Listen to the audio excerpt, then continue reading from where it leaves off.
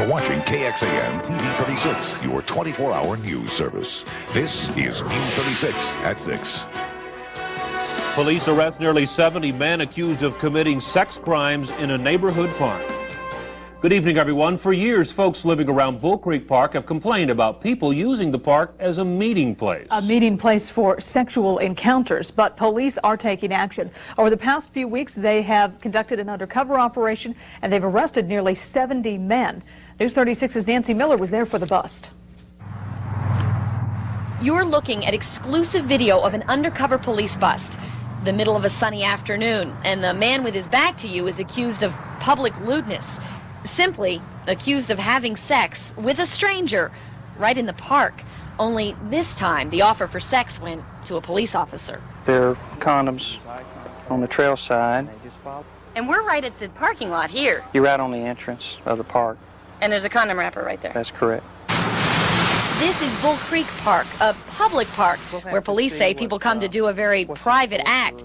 As we stroll through, the evidence is obvious. Like a 14-year-old girl with her dog walking down the trail, and not more than 100 feet away we had made an arrest that had just occurred. We were in the park about 35 hours, and we averaged about one arrest every 30 minutes. We go tadpole hunting. Terry Rush's new home backs right up to Bull Creek Park. When she moved in, it wasn't flower gardens neighbors chatted about, but sex. You don't want to be walking and have to explain it yet to a 5- and 6-year-old what's going on. He's going to learn it soon enough. He doesn't need to be exposed to it right in his own backyard, literally his own backyard. Folks like Terry now have support from police. Officers hope arrests like this one send a message. They won't tolerate X-rated acts in a public park. Now, as we mentioned, nearly 70 people face charges on everything from public lewdness to indecency. Among those accused, well, just about anybody, men who are out of work to at least one prominent business owner. Sally? Well, Nancy, the parks may be cleaned up today, but what are police going to do to keep it that way? Well, they're really hoping to get the word out about their zero-tolerance policy. They hope to have sting operations like this at least once a month and publicize them. And they say that they'll keep the walls painted in the restroom. They say apparently people would use the walls to sort of make dates. They'd write on them. Sally? Thanks, Nancy. There's some mixed news on crime in Austin. Police just released these statistics for 1995. Major crimes, as you can see, in Austin were up 5% last year. Police say it's mainly property crimes like thefts and burglaries.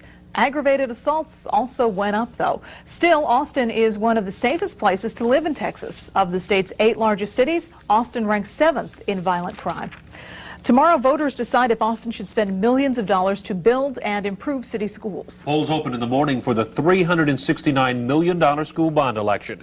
And tonight, bond supporters and opponents are working to get voters to the polls. Robert Hadlock joins us now live from Cassis Elementary with more on preparations for the vote. Robert? Ron, there is a lot riding on this school bond passage tomorrow. $369 million in bond improvements, as you mentioned. And here's how it looks on the ballot.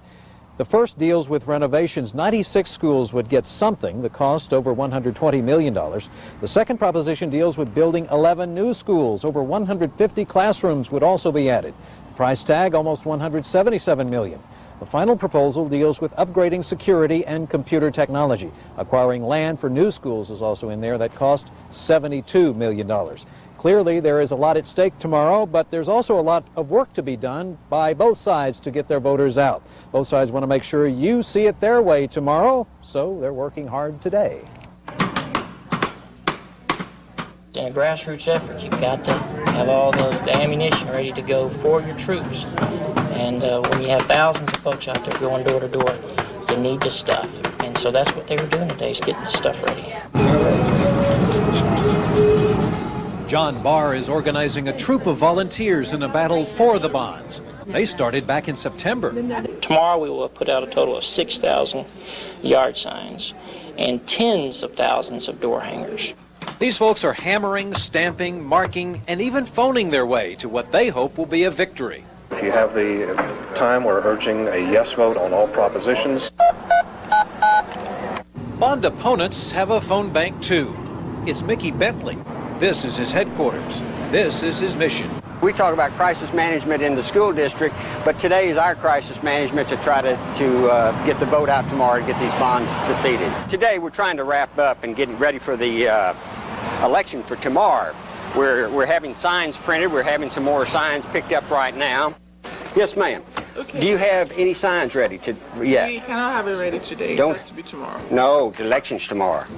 He may not have signs yet, but Bentley says he does have support. There's people going around knocking on doors right now, handing these out and trying to get the vote out. So there are many activities that are going on, and it's just to know where everybody is, it's impossible. I think we are going to be setting records grassroots-wise. This campaign is unbelievable. We're going to have literally thousands of volunteers out tomorrow. The deal is there's a lot that needs to be done before an election.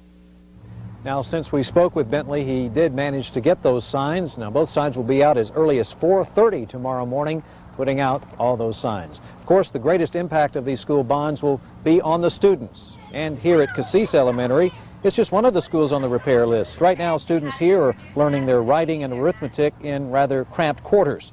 The fifth graders inside this classroom know more about this issue than you might think. I've noticed that it's been real hard for Miss Black and all the subs to get us all calmed down, because they'll get one part of the class calmed down, the other half will be excited, and then... I don't really know much, but I know that they're going to raise the tax money so we can have money to buy more stuff for local schools. The stuff in here is kind of old, so if we use things, they sometimes don't work after a while.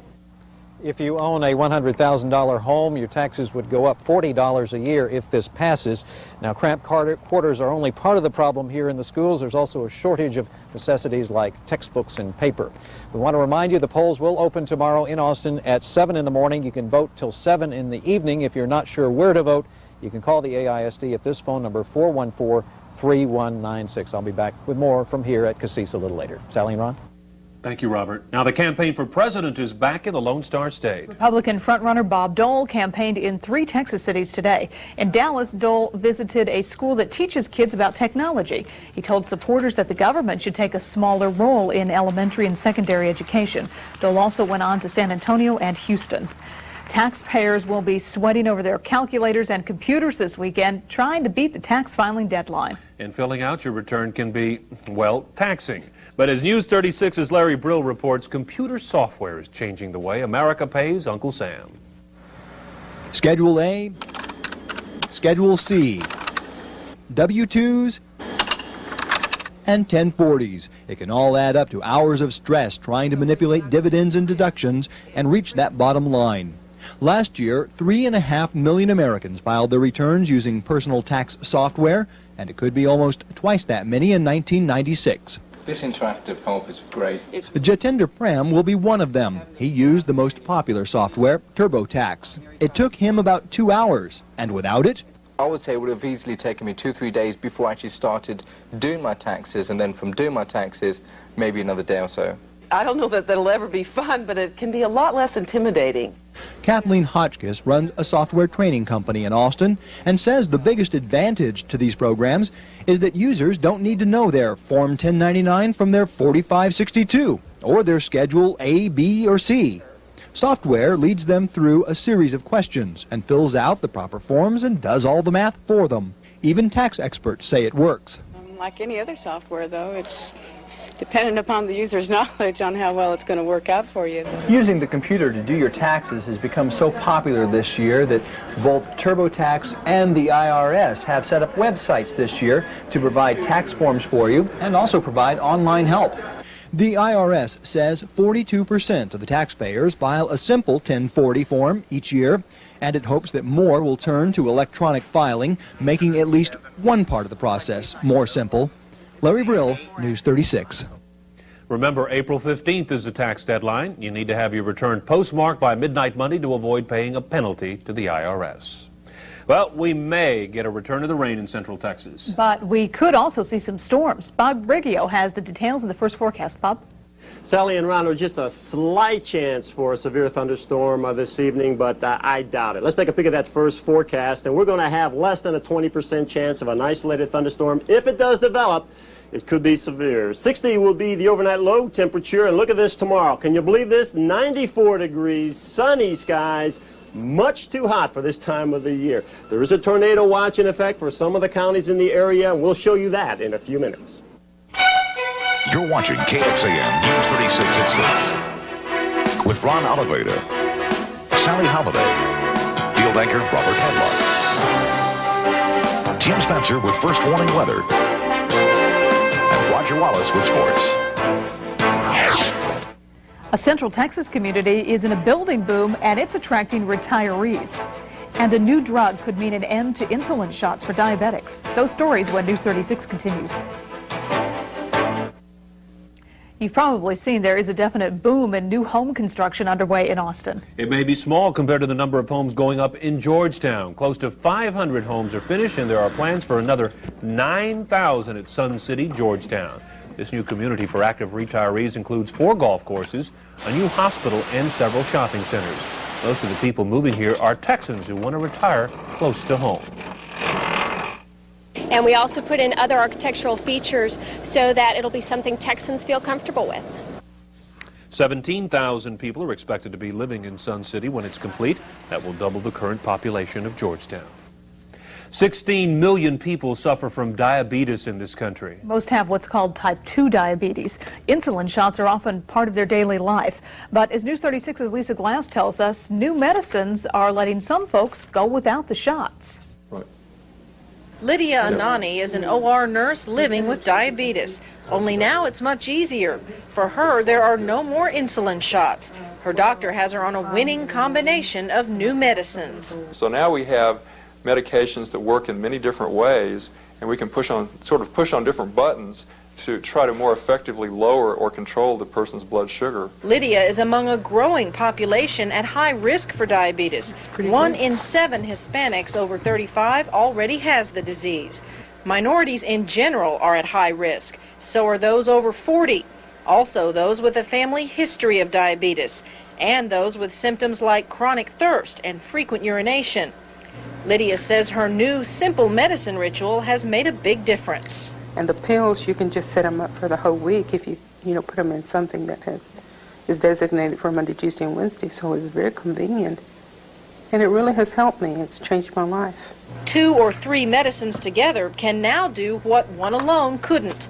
And if it means no more shots, patients like Lydia Anani are all for it. Lisa Glass, News 36. Not everyone's as lucky as Lydia. Doctors say not every patient is a good candidate for being taken off of insulin. But they say medicine combinations are definitely worth looking into. Well, we're wondering if we're going to need an umbrella or maybe sunscreen this weekend. I'll take the umbrella. We could see some rain. We could certainly use it. Bob Riggio has the forecast when News 36 continues. Robert Hadlock back live in West Austin at Cassis Elementary with a reminder about the school bond election tomorrow. Supporters of the bonds tell me they're praying for rain. They feel their supporters are the most active and will get out and vote tomorrow no matter what. Bob Riggio, are they going to get their wish?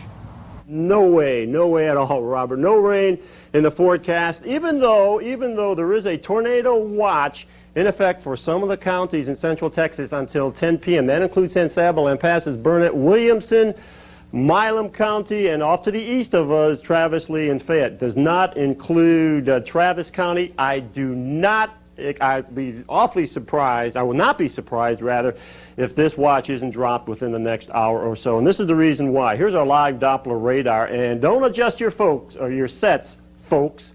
There is nothing out here. It is just as dry as could be.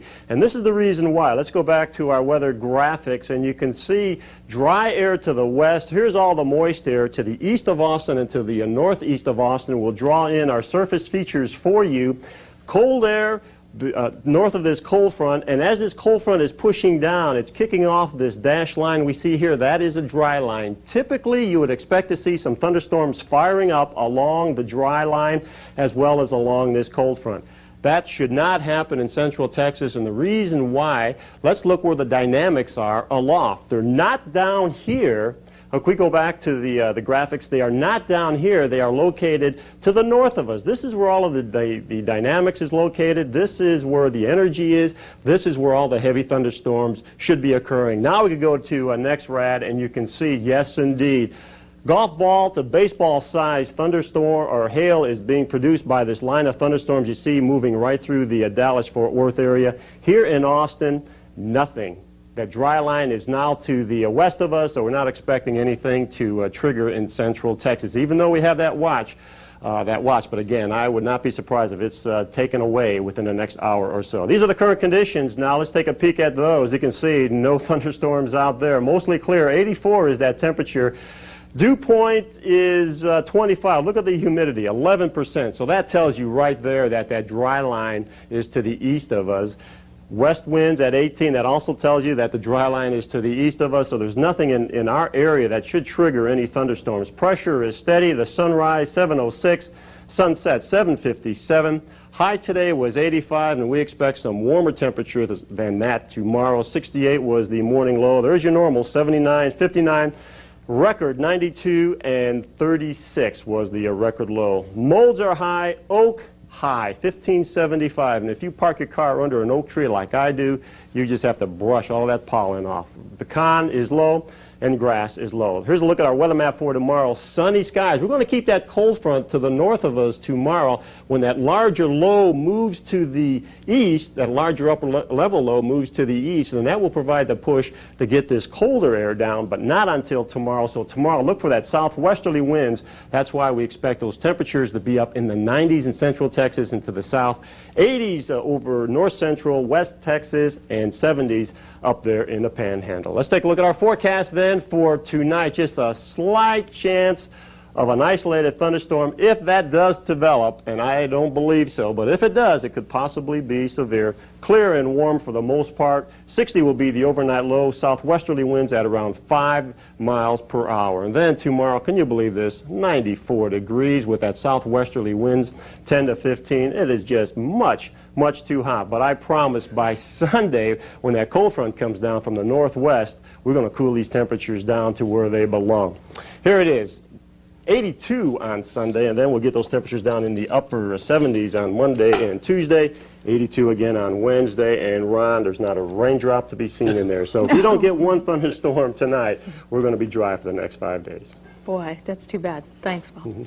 Well, the Shark tries to keep up the pace in Augusta. And the Longhorns will battle for first place in the Southwest Conference. We'll head out to the dish when News 36 continues. There will be no repeat for Ben Crenshaw at the Masters. He needed 69 today to make the cut. He shoots 74, and he misses the cut. Let's go to Augusta for guys that will be around this weekend. Lee Janzen, the former U.S. Open winner, and he rolls in a putt from all around 60 feet. You're not supposed to do that at Augusta. Janzen, one of 3 golfers at 5 under par. Nick Faldo, he won in 89, he won in 90, shoots 67 today, and he is right in the hunt. But the hunt is led by the Shark. Greg Norman, check out this bender. He shoots a 69. Great way to follow a 63. He is at 12 under par, and right now he is looking at everyone in his rearview mirror. Let's take a look at the board. There you see Norman Faldo, David Frost, and Mickelson at 6 under par. Your Longhorn board, Estes and Leonard will play this weekend. The cut was at +2. Brooks, Crenshaw, and Kite are finished. Texas Tech Red Raiders in town to take on the Horns. Tech ranked 4th in the country, but they are 2nd in the conference, behind 15th ranked Texas. Our Derek Castillo is out at the dish. And Derek, would you say the pressure's on Tech this weekend? Hey, Roger, I think that pressure definitely is on the Red Raiders. Of course, Texas Tech, the preseason conference favorites. They are also one of the top 5 teams in the nation. Of course, they're number 4. But really, the pressure is on them because Texas has already beaten the Red Raiders earlier this year. As for the Longhorns, well, they are one of the hottest teams in the nation. Texas has won 10 straight and 17 out of 19. The Horns swept Houston in Houston over the weekend to give them sole possession of first place in the conference. The Red Raiders, meanwhile, lost 2 of 3 to Rice over the weekend. Tech is in 2nd place now in the conference, so this one is huge. How huge? Well, just ask Coach Gus. World War II was bigger. Maybe even World War I was bigger. No, seriously, it's a big series. It's probably the biggest series of the year for us in terms of Southwest Conference. They're a real good team. I don't know where they're ranked now since they got beat this weekend, but I mean they're still going to be ranked high. I think we move up in the rankings a little bit maybe, but rankings doesn't matter when this weekend because they're going to be a good ball club and we're going to both be pumped up because we know the championship's on the line. So a lot on the line. The Southwest Conference title could be on the line. First pitch set for 7 o'clock. Jake Odell will get the start. And if you plan to come out here to the Dish, you better hurry. Less than 1,000 tickets remain for this one. A beautiful night for baseball. We'll have all the action for you coming up tonight at 10. Roger? All right, thanks, Derek. Tomorrow there's a doubleheader. You can catch the Longhorn football team before the doubleheader. It's the orange and white game at the UT practice fields, of course, Memorial Stadium under construction. It's been a good spring for the quarterbacks with James Brown resting the shoulder. Richard Walton is emerged as the solid backup, but Marty Cherry, the redshirt freshman, also giving Walton a run for his money, but this is nothing but a friendly rivalry. Oh yeah, Marty's a great guy. You know, we're both, I'm trying to get my all the way down complete 100%, and Marty's still kind of learning it and stuff, so pretty much the same way that James and I were last year since with Shea gone. I was trying to learn it, and I was spending time with James, so it's been good. I tell you what, it will never be fierce between Richard and I. We've always been friends, and we'll always be friends, you know, so it's been a friendly competition, and all it's doing is making the team better. Finally, our parting shot, it's more like our shattering shot. Hockey fans, this is what you have to look forward to if you sit in the front row. Francois Leroux from the Pittsburgh Penguins will give you a shot in slow motion. Check it out. The puck comes whistling at the glass, and the glass not supposed to shatter, but it does. Fortunately, everyone okay. And tomorrow before the scrimmage, Coach Makovic and all the coaches are going to be flipping pancakes so you can go out there, have some breakfast, and watch football. All right. Sounds Thanks, like Roger. fun. Some folks who went to Zilker Park got more than just some time outside today. They also got a taste of the art Austin has to offer. We'll tell you about a unique program when News 36 continues. It's not as entertaining as Jim Swift, but the folks who went to Zilker Park did get something extra today. The park was filled with art and artists. Artists set up booths, and children and other visitors got a chance to try their hand at creating art. Folks were also treated to musical performances throughout the day. It's all part of the Art in the Park program. Nice day to be out in the park today, too, huh? You bet. There's still a tornado watch in effect. Let's take a look one more time at that out with our graphics. There it is. It includes Williamson, Lee, Bastrop. It does not include Travis County in effect until 10 p.m. Radar shows no thunderstorms in our viewing area, and I would not be surprised if they cancel that. And no rain tomorrow, you said? No rain tomorrow. Sunny skies, 94 for a high. All right. Thanks, Bob. And thank you for being with us. We'll see you at 10. Have a nice evening.